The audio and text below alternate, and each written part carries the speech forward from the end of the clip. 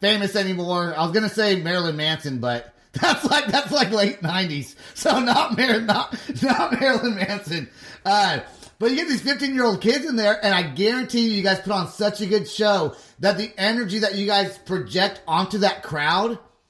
They're just in awe. They're like, they're like, holy shit. Yeah. Because we got giant wall, screens and video and shit's blowing up and light and smoke and fire and, I want to. Cool. We'll go ahead and get into the pyrotechnics, because I was going to bring that up anyways. So the pyrotechnics, right? You guys got a bunch of fire and shit going on. Has anyone ever been hurt on stage or in the audience, even before you joined the band, just as a whole, that you know of? Not really hurt, but if you do look up, so one of the singers did catch on fire. It's got like 1.5 million views on YouTube. Does it really? He get hurt really bad? No, luckily he did not. He just lost some hair. But he, that happened. So I joined, I left. I went on the road in May 1st of the year that I started. And this would have been probably February of that year. Okay. That had happened. So it was fresh still, right? Uh-huh. So, and that was the most nerve-wracking thing about joining HAIRBALL, because, so it's pretty much 3 things. So first you have to play the song, right? Right. Learn the song, know how to play the song. Then 2, is, the show. Okay, you got to be here. We all come into the front here. There's lighting cues where, you want to be in the light and not in the dark, or in the dark and not in his light, or this, that, or the other. So there's places that you need to be throughout the show to be in the light, because you know where it's going to explode and all that stuff. So you got your stage, you got to know where to stand. Right. But then you have to know where shit's going to explode and when, right? Because those are the other cues that you have to, so you have your lighting stuff that you need to understand here, or he's all alone up there, so stay away because in that moment blah blah blah, whatever, right? But then you got to know where shit's gonna blow up, and you don't want to be there then either. And stuff blows up in a couple of different places on the stage. It's not always just in one spot. So that's the other thing. And so I remember my first week or 2 on the road, I was still okay, I learned my songs. I got that down. Okay, easy enough. And then it was oh shit, we all come together. All right, God damn, I missed that spot. Okay, blah, blah, blah. But the ones that you really don't want to forget or miss are the ones where okay, shit's going to blow up and I don't want to be standing there. Now, luckily, our pyro guy is really good. So is the pyro guy kind of in the band? Even though he's not in the band, it's the same pyro guy.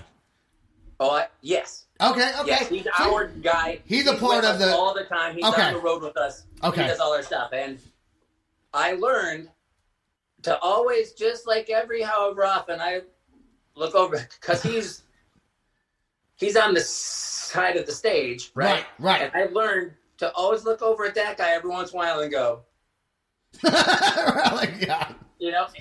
And all I have to have is that nod of yep, you're in the right place. Right. They don't blow you up. I won't light you on fire tonight, Brian. Thank you. Perfect, thank you. So when you joined the band, not only did you have to know all the songs that they played, you also have to know how to do the choreographing with the fire, the pyrotechnics. It's not so when you're on stage, you can't just do whatever you want. You can't just go run around, and you can, but you always have to keep in the back of your head. They're within the guidelines of, in this song, there's an explosion in the beginning. This song, there's an explosion at the end, or in the middle, or both. And, so you got to know, it's not all just, I can't just run around completely free. Right. Yeah. So that's crazy to have to know your songs and think about that at the same time. That'd be a little bit difficult, but that just shows how professional you are with knowing the music, to be able to come into a band that's been around for as long as they've been around, come in 2018 or so, and be able to do that and be able to choreograph with them. That was if it comes easy for you, that's awesome, man. And then have it look like you're not really Right. thinking about anything, of course. Like you're just having fun and rock and rolling, right? You know, because that's...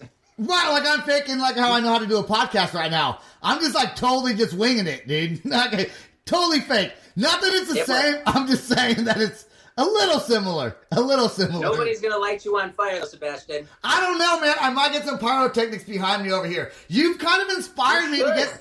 Sam, there you go. See, we got fire right now.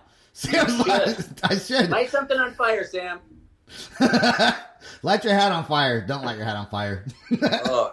So with the three different singers that you guys have, do the singers constantly change? Or do they only have one costume for the night, or do they change in between? Like, does one singer come on as Gene Simmons and then comes back on as Ozzy Osbourne later on in the night? They each change throughout the night. They each do, I think, in a regular show, they each do 4.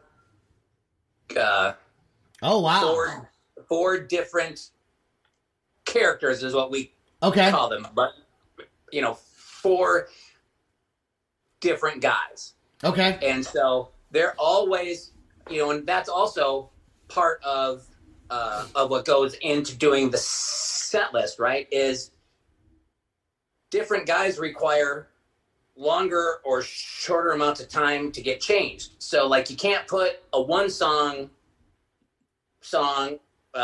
set ahead of certain others, because they need time to get out of that previous complete costume, hair, makeup, wig, costume, and get another one completely done in the time that those other 2 guys are on the stage. Okay, so earlier I said that they don't really do the full show because you guys are on stage for 2 hours, but really they kind of have it a little bit. They're on strict schedule guidelines. So even though they're not on stage, so backstage. They're working there. Yeah, they are. I mean, it's crazy. Like every once in a while, like during the drum solo, if I need to grab something, I'll go in there and I'll look. Right. And those guys are just working they're just working their ass off. It's crazy what they pull off. Wow. So do you have a whole crew of makeup artists that go to the show with the band? No, those guys do all their own. Oh, they do it themselves. They do it all their own, and to watch. Wow. Like, to like watch the guy do the Kiss makeup.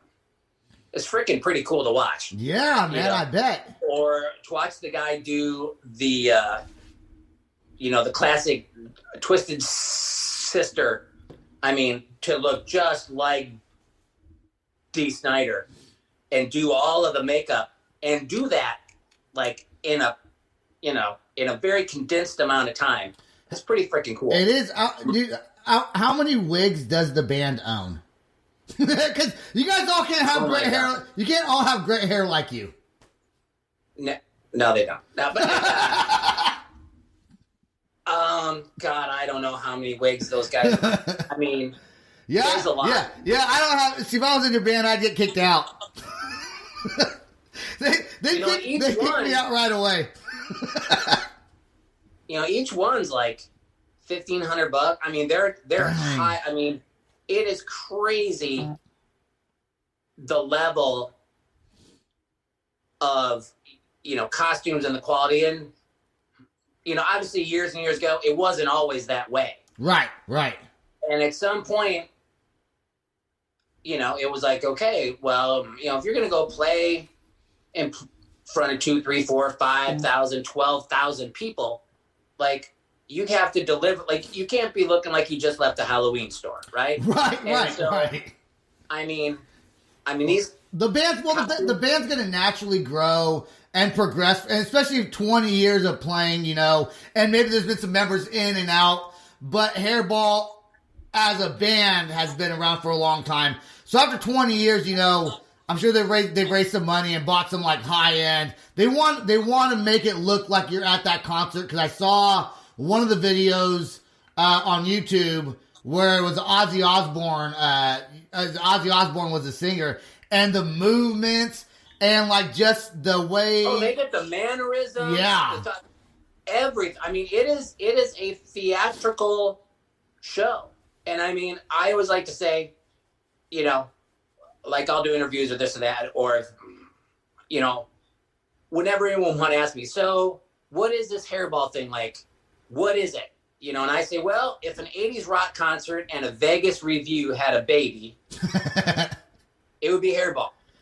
Because, like, even when we go play in Vegas, like, the quality of the costumes, the quality of everything, like, when we go to a casino later or we do this or that, our stuff is just as nice, if not nicer. I mean, that is kind of the level.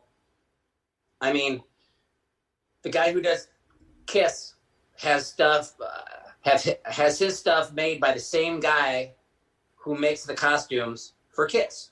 Right. So it's not like, well, we go make our own or we do this, that. Like, his are made by the same guy who makes the costumes for Kiss, makes the costumes for our guy. I mean, it's that level. It's that level of stuff. And it's crazy. Dude, congratulations on you guys' success. Really, the thing that you guys do is absolutely fantastic. After watching your guys' videos, when you come to Oklahoma, I wish I would have known in November, and I would have talked to you before then, because I would have definitely went to that show. I would have loved to see you guys play live, and I probably would have been like, remember me? Remember the podcast guy? That's what I would have said.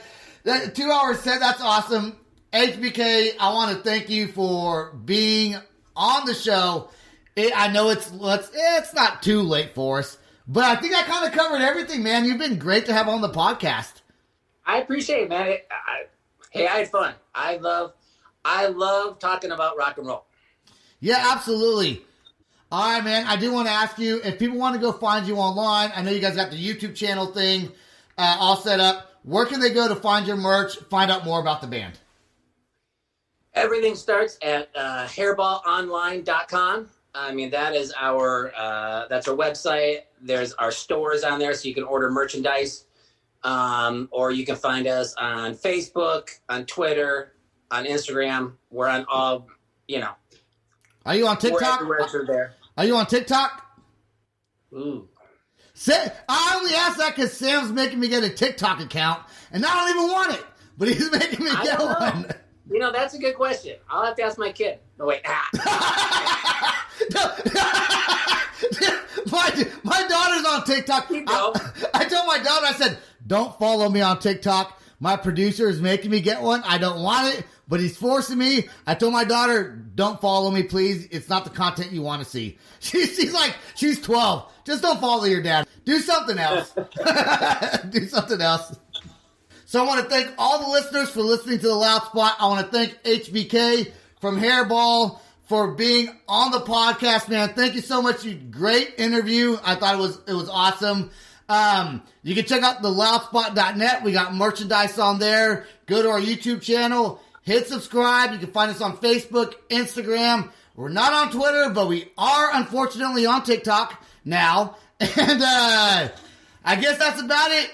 Peace out, everybody. Much love. Talk to you soon. Bye. See ya. This is the Loud Spot outro by nothing short of tragic. Is this all talk with no action? No. Is this my thoughts with distraction? No. Is this what I bought that's in fashion? Or is this the Loud Spot with Sebastian? Yes. Does nothing short of tragic have us back again? Yes. Does everything that's good really have to end? Yes. Our pin post has to pin show, so to get more episodes, make an order, this is over.